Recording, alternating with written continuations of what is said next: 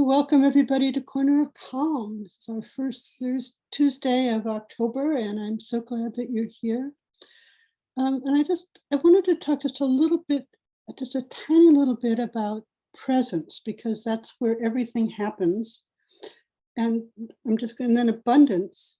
And as at least one of you knows, through everything I do, I also play with time. And I wanted to share a story of how this works. The other night, I was coming home way too late, and I was using public transportation.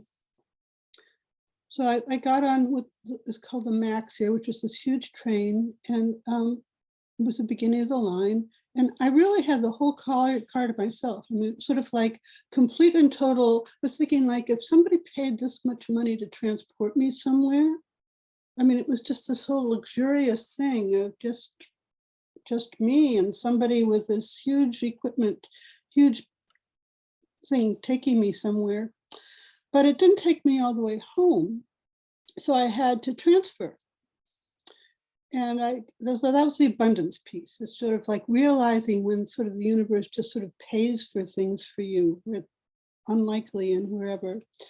But I was waiting at this bus stop, and it wasn't until the next morning that I realized that the clock on the station, on the platform, wasn't line. It really was 11:11 at night, or 11:10 or something.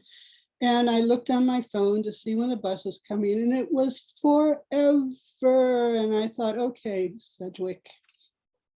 You're sitting there, and I was really like loving being in the city. There was something about the buildings and saying, this is the right energy for you, but you play with time. Can't you like morph it so it's faster instead of slower, so this bus just shows up? And I said, okay. So I looked around a little bit, and some people walked by, and no, they weren't muggers. They were turned out to be a couple, and the whole thing your head does a little bit when you're alone at night in the city, or maybe I've been in small towns. And then the next thing that happened was a young lady pulled up on a scooter with lights on. She just came in and parked her thing, and I looked at my watch, and I looked up, and the bus was there.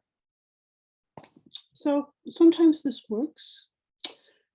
So along that thing of things just working, one of the questions that you all sometimes ask me is what we do with our minds when we're doing this calm thing, this thing about being part of calm.